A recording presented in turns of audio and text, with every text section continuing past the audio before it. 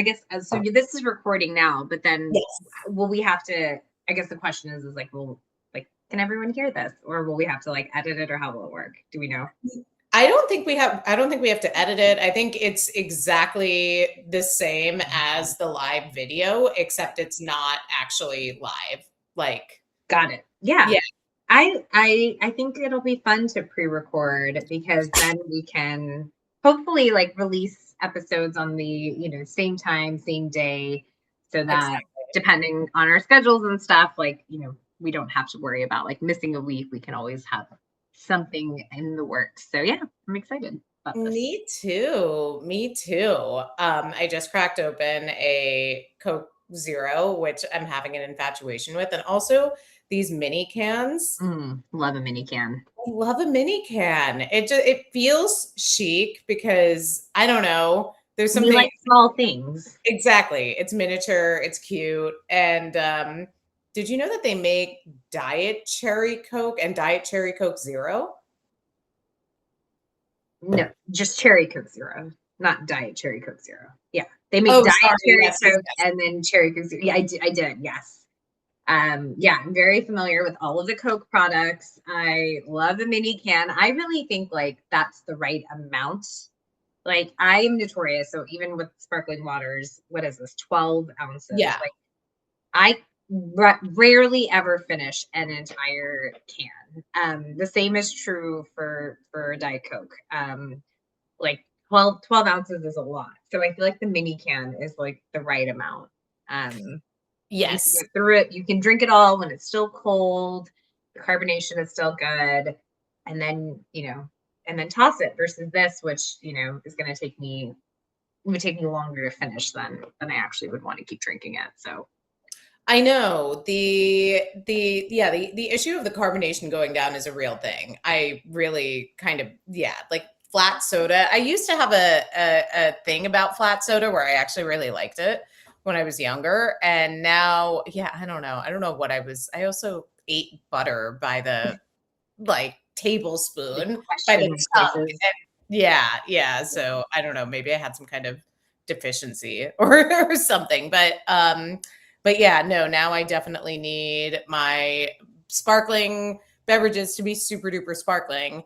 And yeah, when you have it in the tiny little can, and also it just doesn't. This is my second one today. My thing is that maybe you remember when we were in college, I would like go through a 6-pack of Diet Coke in a day, like very, very, very easily. That would be incredibly typical of me. So I don't want to go down that rabbit hole again, but I don't know. I'm like, I bought the hype about soda and diet soda being bad for you for so long, and I know it's not the best thing in the world, but sometimes you need it. You need something. And this is better for me in the afternoon, and it's so hot. It's like 95 degrees here. I need something cold and refreshing, and this is it. Yeah, well, I was just reminded of I think it was a TikTok trend, but like the idea of Diet Coke being like a fridge cigarette, because they're just so good, like so addictive. I mean, yeah, you were drinking a 6-pack a day. I love a Diet Coke. That's probably my ideal kind of beverage of choice at like a brunch or a lunch, like a cold. My friend Bob and I, who lives in Chicago, knows this, but there is a restaurant in Chicago that I think I've now been to 3 times on 3 different trips for brunch. The Wait, food is great. that's a place where we went, right? Did you With and I go there too? In me, you, Chicago? Amrutha, and Corinne. Yeah, Oh and yeah, we did go there. yeah, Yes. Stop. and you I said was the like, Diet Coke here is especially good. I think that might have restarted my yes. fixation. Oh, yes. I forgot that we were in Chicago last fall. Yes, exactly. That spot. Because it's the way they serve the Coke, the glass, the ice, the straw, like it's just elite. And It's one of those it's crushed ice, right? It's like it's the the good kind of crushed, crushed ice. yes, it's the crushed ice. It's uh like a jar styled glass. Yeah, it's so good. It's so good that I think every time I've gone there, I take a picture of the Diet Coke because it was like that memorable. Okay, I can't remember what the restaurant was called, but we'll look it up. And that was a really fun brunch too. That was a Yeah, they have great like live music. Yeah, it's a great spot, and the food is really good too. Yeah, I forgot that we've been we've been there together. Yeah, I keep going back. They have great Diet Coke. Mm, yes, Diet Coke Supreme. I debated between getting Diet Coke and Coke Zero, and I don't know. I think because this is also like a European thing, Mm, it made me feel extra chic. But no, there's certainly. I think I'll switch it up. I'm gonna like go through this case very quickly and yeah, be back at Target in no time. exactly. So um, yeah, tell me about the rodeo. yes. Oh my God, it was so much fun. Went to the rodeo. We saw Kelly Clarkson. And I think it was her first time playing it at the Houston Rodeo in like 20 years or something. It had been a really long time since she had been here. And I grew up like in Houston, so kind of always would go to the rodeo, but then there was a really big period of my life where I was living on the East Coast, West Coast. Rodeo is in February or March, so I wasn't really coming home around this time of year. So didn't go to the rodeo at all. And actually, since I moved back to Houston in 2020, I had gone to a couple of rodeo events. Like they have like a wine event that I went to, I think last year, but I hadn't actually gone to like the full rodeo with the concert until this year. And it was just so much fun. I mean, okay, the actual have you ever been to a rodeo?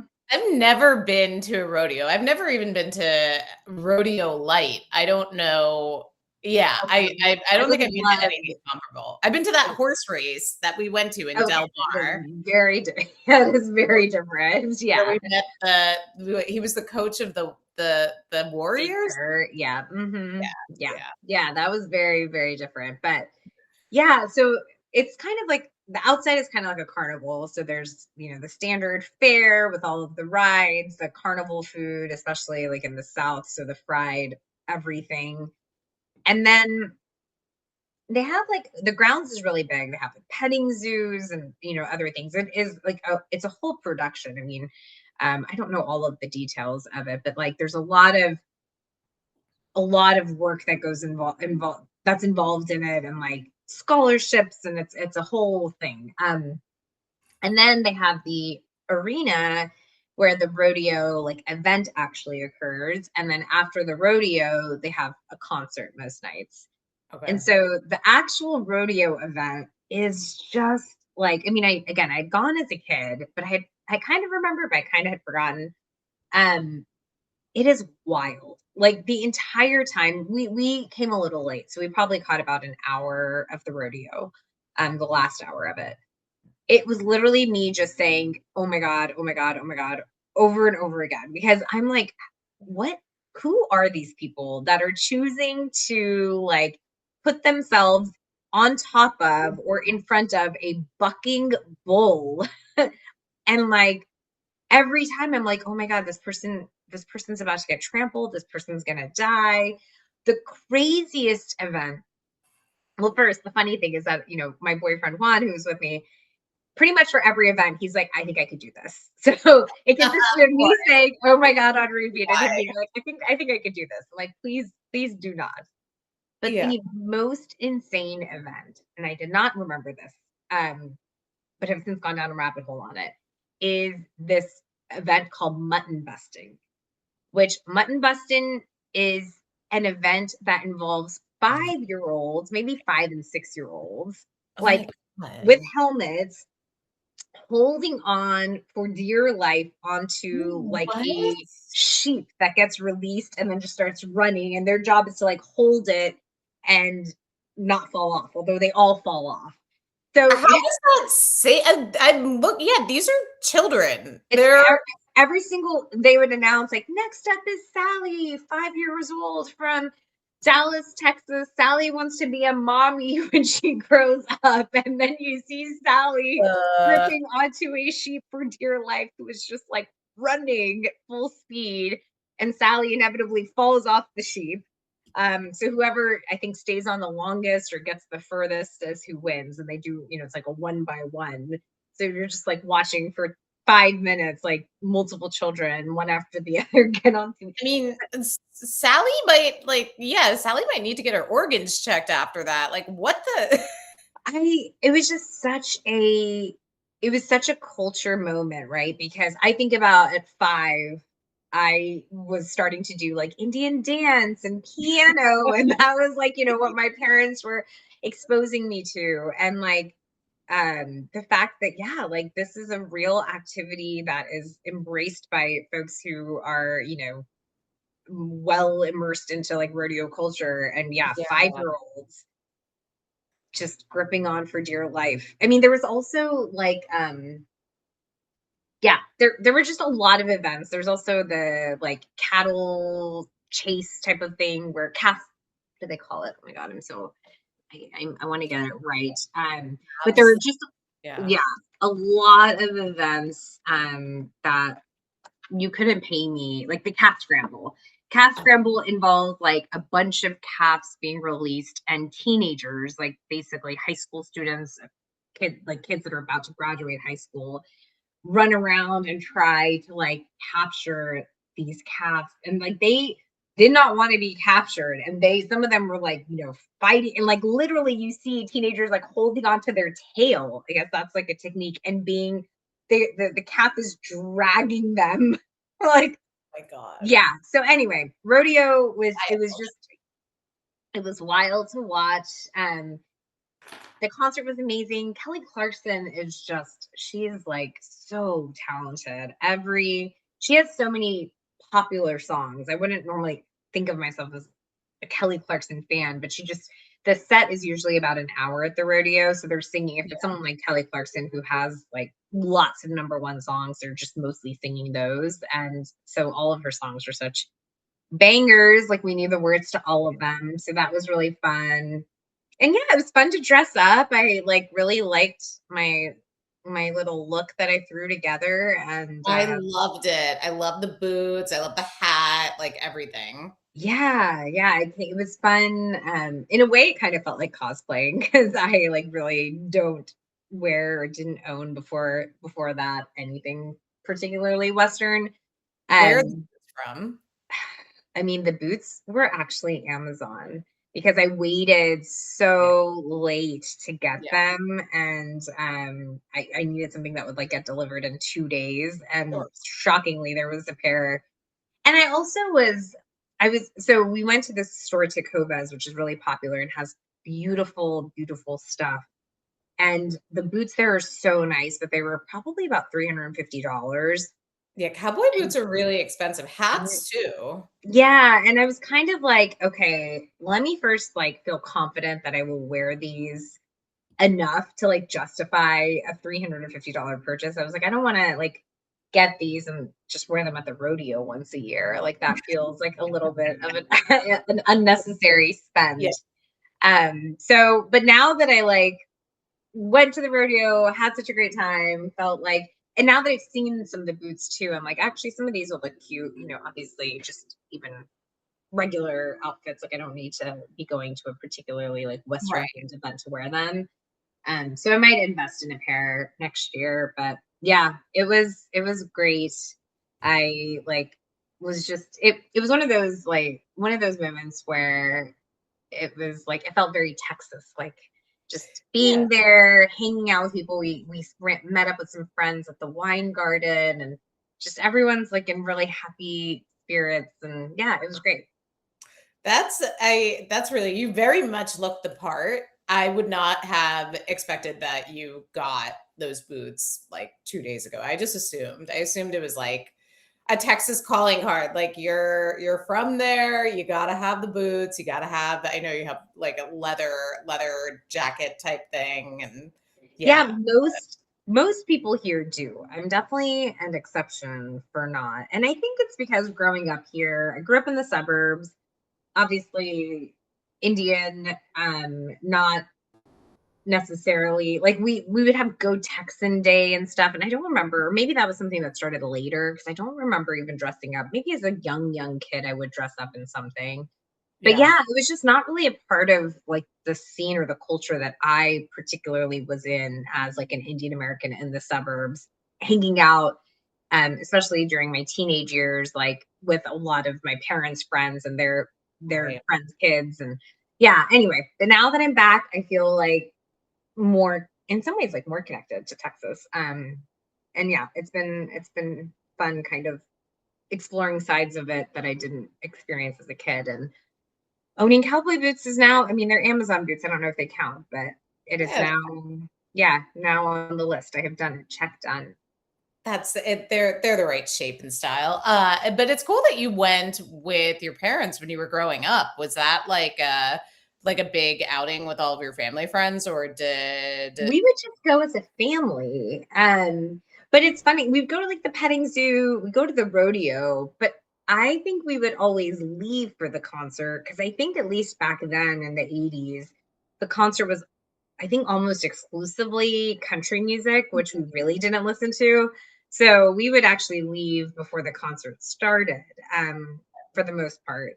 But now, like a lot of people go just for the concert. Like the rodeo is kind of like a thing in Oh, addition to the concert, but they're picking which day right. they go based on the concert. So it's funny because yeah, as a kid we would go and leave before the concert started because we didn't have like my parents weren't interested in like staying for the musicians. Sure. And what was the food like? Did you have anything like? Is it like funnel cakes and pretzels and like?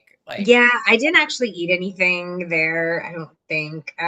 No, I didn't eat anything there. But yeah, it is a lot of like that kind of fair food. And I think there's a lot of like turkey on a stick or I don't know, Yeah, just and I like guess pescatarian. There's like yeah, maybe I, not the most amount of yeah. besides like yeah, like fried Oreos or whatever, that kind of stuff. But yeah, it was great. And I like, yeah, I'm like, I had to go every year. I mean, people here go, like my friends who I met up with, they'd gone to Wow.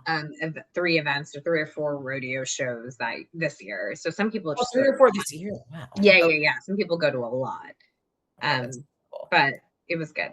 Yeah. Tell Yeah. me about what you did that was super cool. Yeah. Okay. So yesterday I went to my good friend Alexander Ali has a PR firm called the Society Group. They're more than public relations. They do branding and marketing for luxury homes that are on the market and the real estate agents who represent them. So you can picture, if you watch Selling Sunset, like that sort of level of realtor without necessarily like the 6-inch heels and the cattiness and all the reality TV stuff. But every year, multiple times a year, actually, they do an event called the Upfronts where his clients present. It's almost like you could consider it a show and tell for people who are represented by this agency. And they gather a group of real estate brokers and journalists and stage an event where like 5 or 6 of them will talk about here's like one property in our portfolio that's really stunning that we think that you should know about, and here's what's different about it. And they'll also talk about, like yesterday they had a developer talking about the rebuilding that's going on in the Palisades and how fireproofing, like as much as one can fireproof, like some of the Mhm. new methods of construction and materials that they're using. So they'll talk about timely things like that. But every year it's in a different location. It started at the London Hotel on Sunset Boulevard, that itself is very nice. They have a beautiful roof deck, and I don't think I was at that one. I've been to some of the others, but this year it was at one of the most insane homes I've ever seen. It has a name too, of course. It's Oh, called Villa Sienna. It's a 35,000 square foot ultra luxury mansion in Bel Air, designed by Artie Tabagarian of Aria Group. I hope I pronounced his name correctly. wow. It's listed for $134 million. So, yeah, if you have anything in your couch cushions, maybe we can like pool together sort of 2 a.m. Reckonings headquarters. Yeah, But I can imagine. this place was, I mean, it's like pulling up to, I don't know. It's like an Amman meets the Four Seasons meets like it's a compound.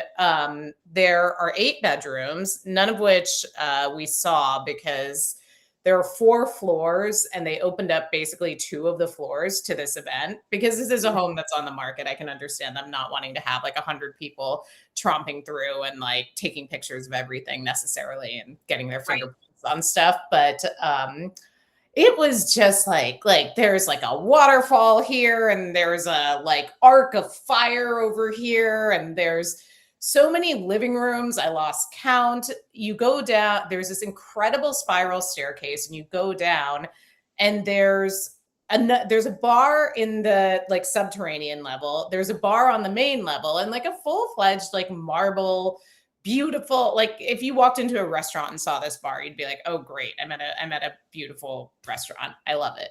I want to move in. You go downstairs, and then there's another bar. There's a spa that's like The the spa quality. is crazy. You posted a video from that, and I was like, this is just next Yeah, level. I'll share the video in the show notes. The spa was just like they had like the like a pool, a floor of water, these stepping stones going around it, multiple massage beds, more waterfalls. They had I don't know if it was a tanning bed or a red light bed or both. 2 areas for facials, like with all of this, Yeah. like, I know, But and wait, okay. So I have a question though, which is like, what? So the house is for sale. their house is for sale. Who do we know is a public who owns it? Can we share? I I don't believe that any. So I believe that the developer. So it was finished not too long ago. I don't know if it's ever been occupied. Oh, I okay. think that it's relatively recently finished, and Because like calling this a house feels like a misnomer. You know what I mean? Like this is like it's like I don't know what to describe it as. It's like an event venue, as much as it is a home in the sense that it has like some bedrooms, but it's like a spa and all these like areas to host and I don't know. That's why I was like, has anyone actually lived there? Because it feels like it's yeah, that's exciting. yeah.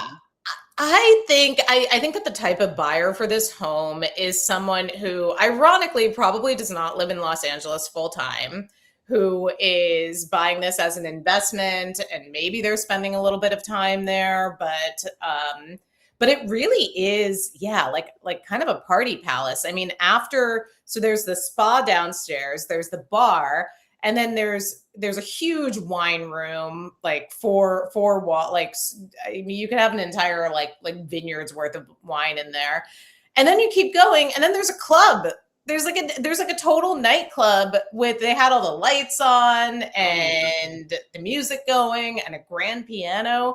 It was just like how is this place, if you live like I can't picture living there. Like if I were alone in that home, I think if you're buying that, you have like private security. You're never like Yeah, of truly course. alone Hmm. because it's just I mean, it's gorgeous. It's massive. It's just like I like said on Instagram, like if you leave your phone somewhere in this house, like You'll never find it. good luck finding it. Yeah, yeah, You need to find my phone. I mean, yeah. I think we need to set a new goal to like record an episode of 2 a.m. Reckonings from there. I would love to do Probably that. venturing into the different rooms. But that's yeah, $135 million. Like, oh, what are we talking about right now? That is so crazy. It's an amount of money that I can't even. I'm admittedly not very good with numbers, but it's an amount of money that it doesn't feel real. Like I can't conceptualize that. It's not real. It's not real. Yeah, it's not real. Like what is that comparable to? I'm sure we could, yeah, like a quick Google search would say like what else you could do with $135 million, like what that would buy, and Or like just like who else owns? Like does Oprah own a home that costs like who owns let's a see home that how costs much is Oprah's home. Over 100 million. Her primary Montecito, California compound, known as the Okay, Promised so Land, is valued at over 100 million. okay, so then okay, that gives me a sense of Yeah. like how rich and what level of rich you need to be. But wow, Yeah. okay, that Exactly. is Exactly. Oprah, that's who's worth very cool that you got to go 3.2 there. billion. Yeah. Right, exactly. Uh, Um, yeah. that's No, awesome. it is cool too. Thanks to Alexander, I've been able to see some really jaw-dropping properties and just yeah, it's almost like yeah, you don't even go the distance to like imagine yourself living in them because it feels so out of the realm of possibility that like okay, it's a pleasure and a privilege to be in here for an afternoon Yeah, and then talk about it for weeks afterwards. yeah, exactly. Exactly. That's the way to do it. Did you take your new phone case to the event? No, because it just arrived today, but I'm Oh, pretty obsessed with it. It's almost like it's like a little character. It's like it another literally does look like it looks like a Gumby meets Pokemon or something. it is so I had actually been coveting one of these. The name of the designer is I believe it's Bailey Hikawa. Gosh, I should get better. Yeah, Bailey Hikawa. I'll link to it. But she's a Los Angeles based artist, has a small studio, and I don't know where I first saw it online somewhere over the holidays. And I was like, oh, I love. Do you remember my Moschino cigarette case? Of course, of course. I Yes. love I love a big like feels good in your hand, really tactile and also kind of pop arty phone case. And yeah, I haven't really had one since then. And I was really turned on by the fact that it is kind of ergonomic. I mean, it's definitely heavier than going without any case, and it's heavier than Mhm. a typical like slim case, but because a lot of like we hold our phones when you're holding your phone, Mhm. like your pinky gets tired or your Mhm. like literally hand starts to cramp up. Mhm. And for better or for worse, as much as I do try to take time away from this thing, like I'm doing work on it, I'm doing like whatever. I can't like there's Yeah. a certain amount of phone use that I'm just like I'm fine with. I'm a member of contemporary society. I'm not going to crawl into a cave. I need to use this thing. So I might as well not cramp my hand and have a good time doing it with this whimsical, fun to play around with case. Oh, and it's great. It Yeah. acts as a stand too. So if you're That's like, what I was gonna ask. It kind of looks like it would be a stand. Okay, yeah, that's nice. Yeah, exactly. that's Yeah. great.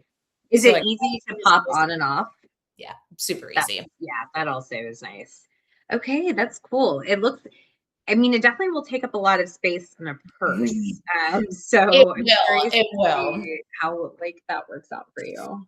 I mean, the yes, of course the irony here is that it is, as I don't am I really attempting to downsize? I'm not. I've got all my like analog notebooks and now I've got another phone case and if I'm traveling, I'm going to have to take a slimmer one too because I'm not like going out at night with this. Although I met a woman, a chef and restaurateur in Ojai over the other weekend who had this, not the Hmm. same color, but once I saw it in person, I was like, oh, okay, yes, I really do want that because I could see just the way that she was using it, and it looked really nice. It looked really like, yeah, something I would enjoy. And it was during the day, but yeah, she was using it, and also she was really cool. So I was like, by extension, Yeah. okay, If now she's I cool want and it. she's using it, yeah, exactly. We can figure it out. But yeah, you were, and I'm totally blanking now, but you were telling me about Newly. Oh yeah, that was something that I've been liking a lot recently. Yeah. I mean, we have done clothing rental things is not new, but I was like, I'll figure I'll make a pitch as to why I've been really into Newly recently. And it was really like a moment like the rodeo that was like, this is so convenient. Like it is so nice to be able to rent clothes. And right now in Houston, the weather has been changing a lot. Like it's actually a lot colder than it normally is this time of year.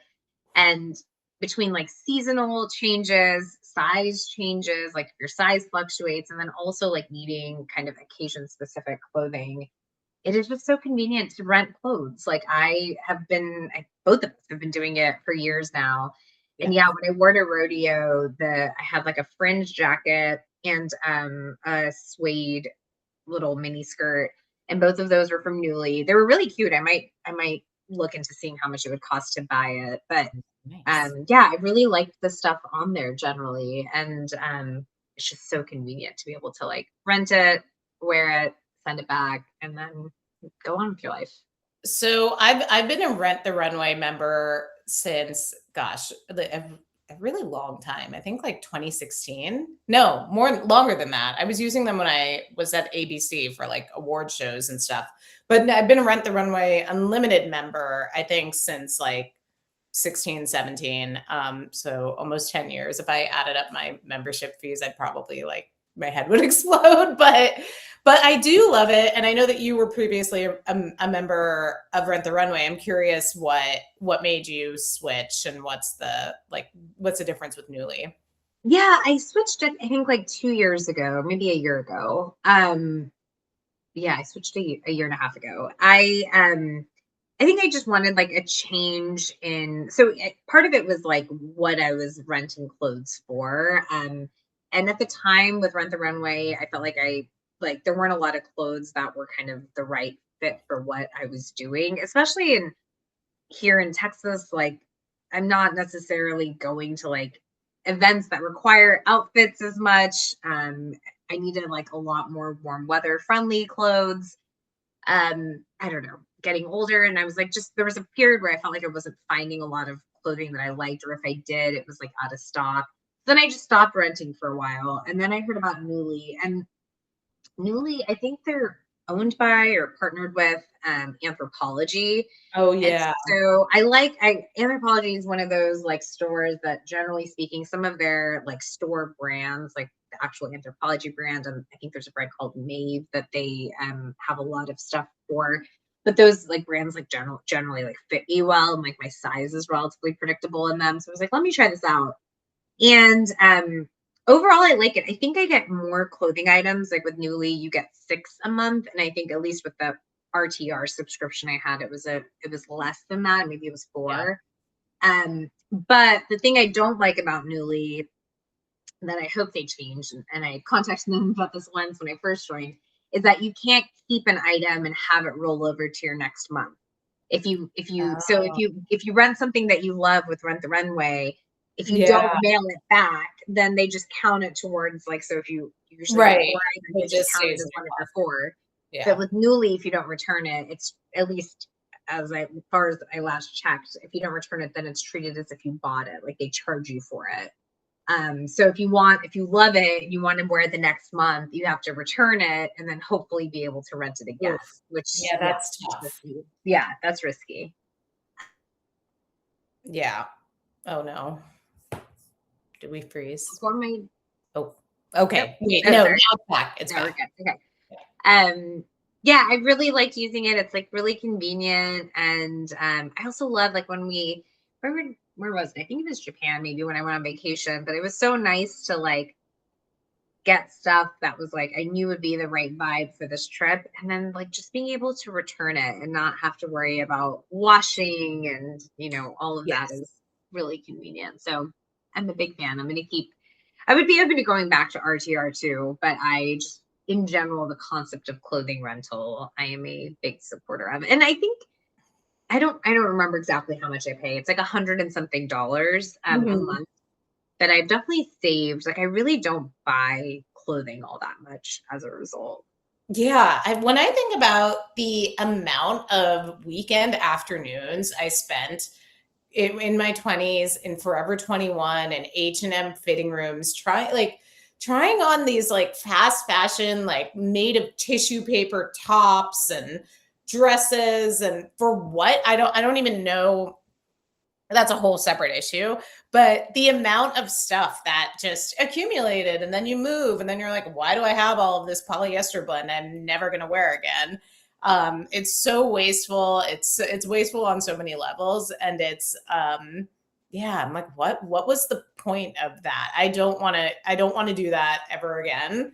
And And yeah, it's nice. I mean, that's also why rentals are nice, right? Because you can get something that's really trendy that maybe you will, only wear once for this specific event or in this season where it's trendy, and then you don't have to have the upfront investment of like, okay, this is not going to sit in my closet forever, or how many items we have where you're like, well, this is still in good condition. Do I want to donate it? Or is there a chance I might want it again for Halloween 2029? Like, and it's just like, yeah, it takes away all of that thought I process. know. I know. I yeah, it's I don't know what I would do without Rent the Runway, honestly. Well, I you go to just so much stuff. I mean, for you, I feel like, I don't know how anyone who has like a job and lifestyle like yours could afford. I mean, like you I would have know.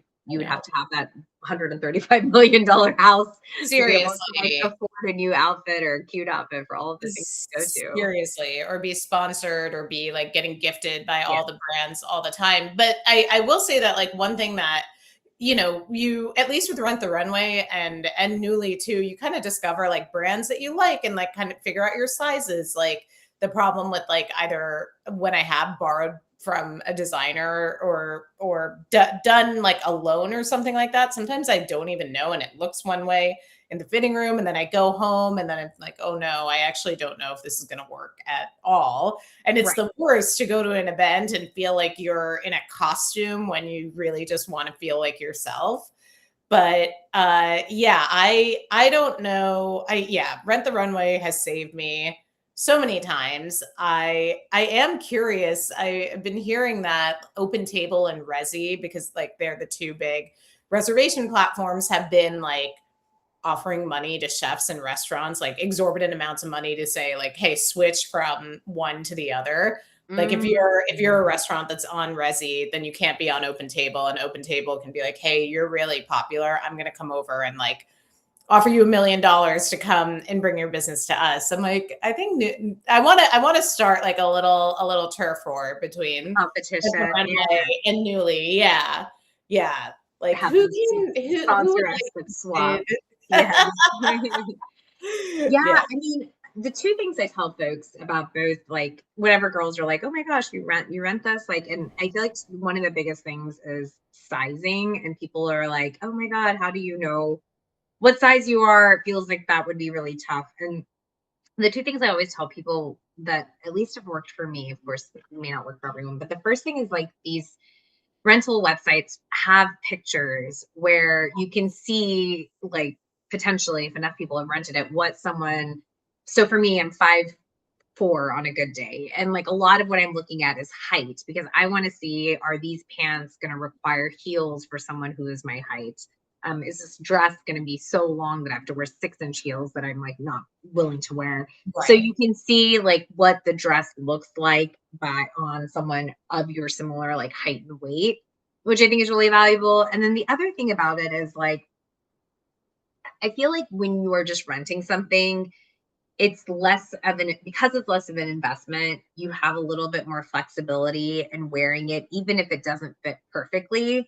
And so Yeah, then there's like a little bit less pressure. Like if you're buying something and you're spending $100 on a top, then you want it to fit like well, because this is like you're spending all this money on this top and you want to be able to wear it multiple times. Whereas if you rent it and you're like, oh, it's a little loose here, then it's just like not as big of a deal to like put a safety right. pin in it the one time you're gonna wear it, and like it doesn't feel like a waste of money in that way. So I feel like all things considered, there definitely have been times where I've gotten something and it just hasn't fit. It's been too small or like way too long, and Yep. it sucks, and you just, deal with the fact that you couldn't wear the item. But most of the time I found that I've been able to make the stuff I rent work. So Yeah, I think most of the time, same. I'd say right now it's like sort of 80%. Like I'm kind of between sizes right now, and Rent the Runway is still recommending me stuff that I'm like, I know that's not going to fit me right now. yeah. Like I'm like, and so sometimes it'll also, because it'll have their like fit recommendations, like this size is like 99% likely to fit you, and in my head I'm going like, I don't really know about that, and I've tried to adjust that and it's not. Maybe I haven't tried that hard to adjust it. I don't know. I'm just like trying to hack it myself, but yeah, that's something where also when you've been a customer with these services for long enough, when you message them and just say like, hey, this happened. Is there any way that you can send a backup or a replacement? I can get it with something else. That part I love, because honestly, like who wants to go to an actual store? Or I know what a lot of people do is order a whole bunch of things online and and then then you you have have to to return return it. all that stuff. And I Yeah. just like, yeah, me and returns are not friends. Like I don't have to deal with that at all. I don't think there's anyone that is friends with returns. We're all in that same camp. But yeah, I really like it. And I think a turf war is I think you're onto something. Ugh, new wave. Well, I'll have to check them out sometime. But speaking of sizing and people being different sizes, we wanted to talk about the Oscars. I'm looking for the article that I had pulled up, that Wall Street Journal article.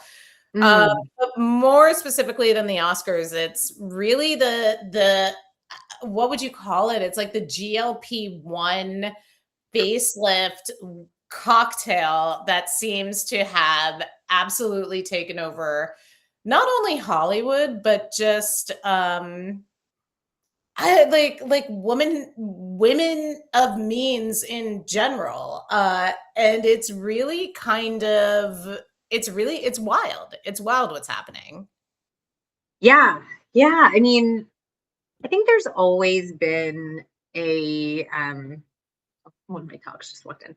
I mean, I think there's always been a different standard for Hollywood, right? Like ever since ever, like since the Hollywood, the glamour, the pressure of beauty, the expectation, the idea of like cost investment to look a certain way. There's always been that kind of expectation around celebrities in Hollywood and that culture. I think what's different now is that we're seeing it apply just as much to like non-Hollywood, like just to regular folks. And I think there's a lot about this that's good, right? Like there are a lot of people now who, because of these medications, are able to help them lose weight if they were having trouble. It's good for their health. There have been a lot of studies done about GLP-1s being, not just good for weight loss, but having other sort of collateral positive side effects as it relates to heart health and other things, mental health, all of that. So I think there's a lot of good that comes with it, but it's also just a very it's just a very interesting time because we're seeing some of these things that I think there used to be a period where it would feel like it was exclusive to like the rich and famous, Mhm. getting facelifts at young ages, using, medication for, I shouldn't say using medication for weight loss, but just like, having this expectation to be rail thin.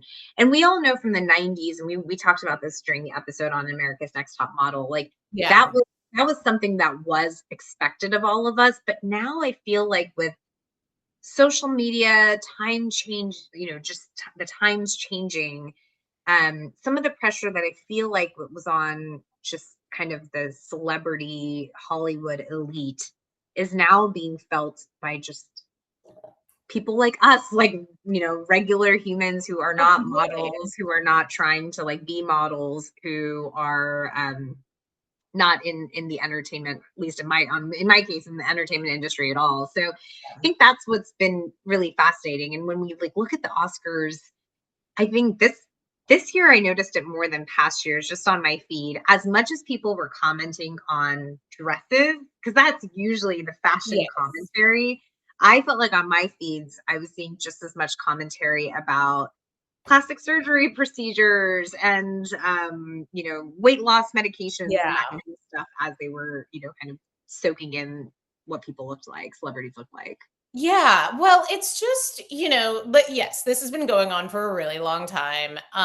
But you're right. I think there's been a democratization of the let's call them tools that celebrities have that a lot of regular, like, many people have access to now. And yes, they are still expensive. And they don't, a GLP-1 isn't going to work the same for everyone, and not everyone can get the Kris Jenner facelift. But just I mean, to see Nicole Kidman at 58 looking the way she looks magnificent on camera, and I think people should certainly look however they want to look. That is completely their prerogative. Whatever they're getting done or not getting done, up to them, cool. But it is something. I was reading this Substack thread that I shared with you, and that I'll add a link to in the show notes, just about, like, it's like a different kind of body dysmorphia, or like you don't really know where is the line of, like, this conversation was happening around body positivity too, when people during that era, when people were saying, okay, well, what if you're a weight or a size that's actually damaging to your health, but you're talking about body positivity? Like, how do you square those two things? Now it's like, if you are, a like wafer thin, but you're doing it in like a healthy way, like, I don't know, it's hard to understand, like, is this something to support, to be like, oh my gosh, I can't believe she looks like that at 60 or 70 or whatever it is? Or is it like, I don't know. I certainly don't want to, like, condemn. I think women are, like, way too hard on themselves and each other, but I yeah, the standard for how one can look as a elder, or as a woman at after like 75 years of life, it's just like, it's stunning. It's stunning. It's like what the possibilities are. And I don't know how I feel about all of it. Yeah, it's confusing because I think you and I are both people who are very much like the types of women who say like women should make choices that make them happy, like wear what you want to wear, look how you want to look, like if it's right, Absolutely. if it feels right for you, do it. Like you should feel empowered to look how you want to look. I think what happens, at least subconsciously, if not consciously, a lot of the times, is that when we're celebrating someone because they've lost a lot of weight. So like when we're like, oh my God, she looks amazing now. Or if we are Yeah. using that same type of description for somebody who potentially maybe got a facelift or got something done, some sort of treatment or procedure done, then I think when that happens, it sort of sends this message that you look better because, right? Yeah. And a lot of this, especially as it relates to facial stuff, is basically the commentaries about how young people look. Oh my God, like Right. I saw Right. this thing about Lori Loughlin, the woman who was on Full House, and like, oh my God, she looks incredible for being 60 or whatever age she Yeah. is. And so then what we're really doing is like putting a really high premium on the value of looking young as Right. opposed to like looking good. Yeah. Because there's kind of a difference. And I think that's what we're seeing a lot of, especially, in women our age, because we're at an age now where age really starts to show at kind of an increased level, in your 40s, whether it's gray hair, wrinkles, and this idea of like, oh my God, she looks so young. And then, maybe it's because of a facelift or maybe it's because of something else. And kind of feeling this pressure of like, do we need to look young? It Yeah. is interesting, yeah, because it's sort of like, I feel like people used to say things like, you need to like dress your age or you know, sort of look your age or act your age. And maybe I've heard a lot less of that in general overall, because now it's like, well, what is a 43-year-old woman supposed to look like? Like, I don't know. I really don't know. And I don't think anyone would be so bold as to go out on a limb and like say like, this is what, you know, this is what you look like now. I mean, when you think of like, you know, the older movies, and maybe we've talked about this before too, but like the movies of like the 90s, like when you saw like what like Kevin McAllister's mom looks like in Home Alone, like she must have been, say, like maybe she was like 45 or like theoretically around that age when that movie was filmed, and you see what she looks like versus what like like any 45-year-old famous woman now, like a Yeah. Mindy Kaling or like whoever. It's like, whoa, what a world of difference there is, like this. And I absolutely, you know, I Well, like applaud. Father of the Bride. The parents in Father of the Bride, Steve Martin, Diane Keaton, are supposed to be, I think, in their mid 40s, like 45, 44 years old. Crazy. Yeah, it's crazy. And like I absolutely applaud women of all ages being sex symbols. Like, love Martha Stewart on the cover of Sports Illustrated. Love like and again, like everyone, I think all of these women do on a, you know, on the level of like me looking at them on my computer screen or a TV screen, they look fantastic. They like unabashedly, unquestionably look, I think they objectively look beautiful, but I it's one of those like, at what cost? What is it what Mhm. does it mean? What does it mean for the rest of us? Like this article that that we were talking about, the tyranny of the hot mom, that Emma Rosenblum, who's also an author, has a really great book called Bad Summer People. Okay, of course. She also has a book called Mean Moms. Mean Moms is her latest one.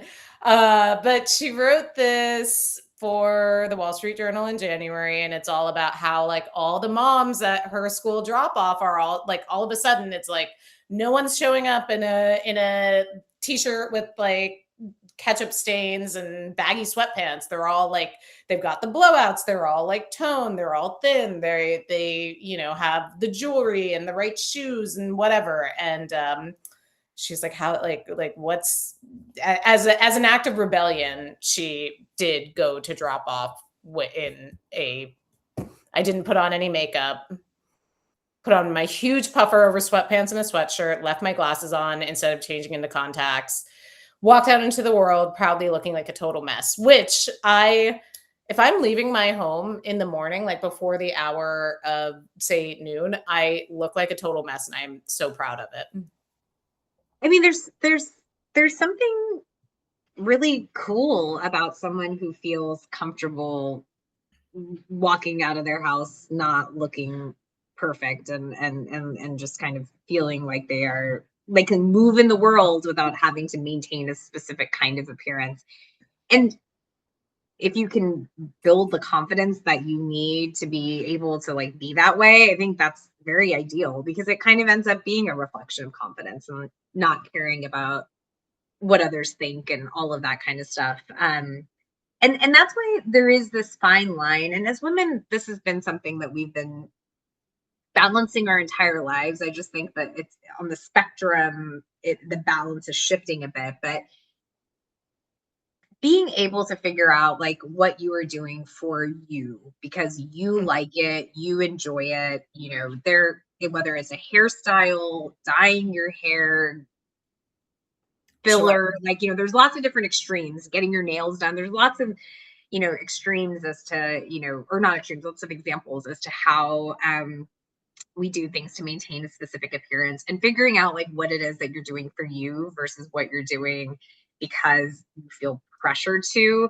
But it's the pressure that really bothers me. I was looking at something, I think it was a survey that the Cut did last year, maybe a year before, and it was, you know, whoever they surveyed, I don't know the details of that, but like it talked about the average amount that women spend on beauty.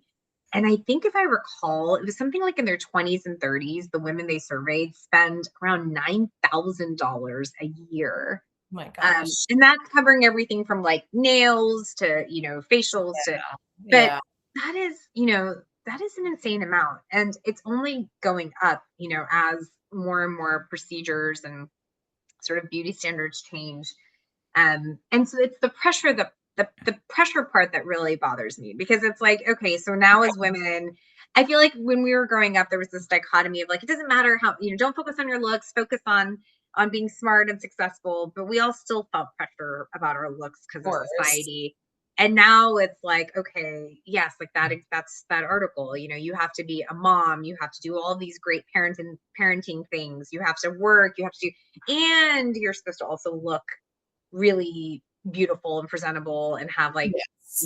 perfect hair and nails. It's a lot. Right. It's a lot. The Like standard. why are we doing this to ourselves?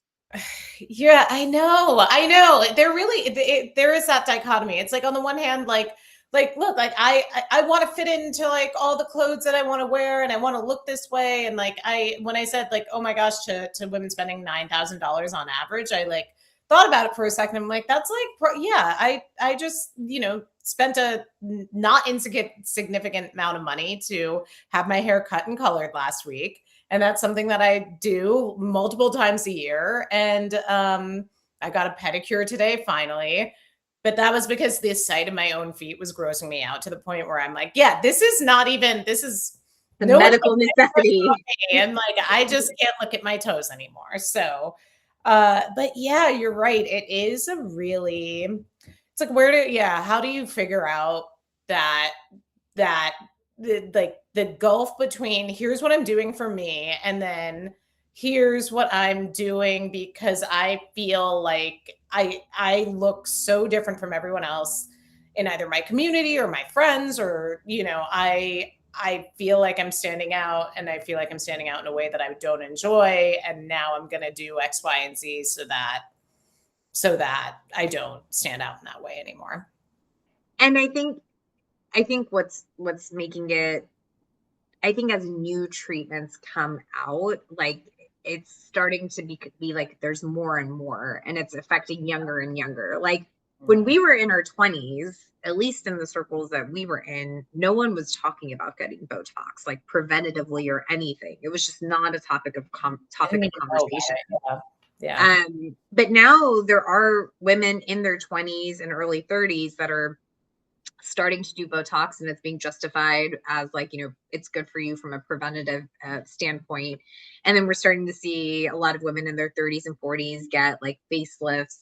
And it used to be that people would be a little bit older when they would get their first facelift, and now it's happening Right. at younger and younger ages. And yeah, I think as women, we have to figure out a way, at least for ourselves. And we've always had to do this, but like continue to figure out ways to balance what we're seeing in the media versus what feels right for us. It's just that now with social media being so pervasive, it's not just like, oh, when you go to the grocery store and you see magazine covers, or at the dentist's office, it's like when you open your phone, this is what you're seeing. So it requires that much more kind of clarity on our parts to be able to distinguish, like what feels right for you versus what is something that you're feeling kind of iffy on, and maybe you're feeling pressure to do it. To be continued. My what feels right for me is going to Mexico next week. Yeah, And yes, and you got your pedicure just in time. exactly. I would, yeah, I'd be lying if I said that didn't have something to do Although with it. you're not going to a beach locale, or are you? I Is there? am Oh, after Mexico City. I'm going to a place it's a resort in the Yucatan, mm, which I don't think I've ever been to. that's awesome. That'll Yeah. be beautiful. Yeah. So I think the next time we see each other, it'll be from there. I'm excited to Yeah. do an on location episode. I am. am really excited for you to go back to Mexico City, and I will send you recommendations. It Yes. is like, one of my favorite cities in the world. And I haven't been, I think it's been like 6 months or something since I've been there. So Oh, wow. I'm, Yeah. yeah, No, you and Juan are experts, of course. So I'll take, yes. yeah, whatever recommendations you have, I'm going to add them to my Google map. How long are you going to be there? I'm only there Just a for couple like days. 3 days. Okay. Yeah. Perfect. That's Yeah. gonna be so fun. But still, I'm hoping to go to one of the Barragan houses. Mm-hmm. Never seen. I've never, yeah. I've only Yeah. been to Mexico City once before. So yeah, I didn't make it that time this time. Yeah. Ah, well, you are going to have an amazing time. I'm really excited for you. Uh, I I can't wait to talk to you next week. What do you have coming up? I oh well, on Tuesday it was my parents' 50th wedding Oh anniversary, my which is really exciting. We're just doing a small thing as just our immediate family. But really excited to like fun. celebrate, do a little bit. We're gonna do a dinner at the house here, so I'm gonna host. So get things in order for that. Um, Damn, 50 years. 50 Can you imagine? years. Can you like yeah, no, I can't. And that is a milestone that I know that I will not be reaching and I am okay with that, but that is crazy. 50 years, people in our generation, yeah, you gotta have locked it in early and really like stayed the course, rode the bull. Yeah, I mean, exactly. Well, we're gonna have a little dinner here, probably have some games of sorts. I don't know. We Oh, haven't figured yeah. out we haven't figured out exactly what we're going to be doing, but that's on the calendar for next week. So I think by the time we talk, we will have had that little party here. So Well, I can't wait to hear about it. And yay, we've got lots to catch up on next week. yeah, see you next week. Love you. Love Bye. you. Talk to you later. Bye.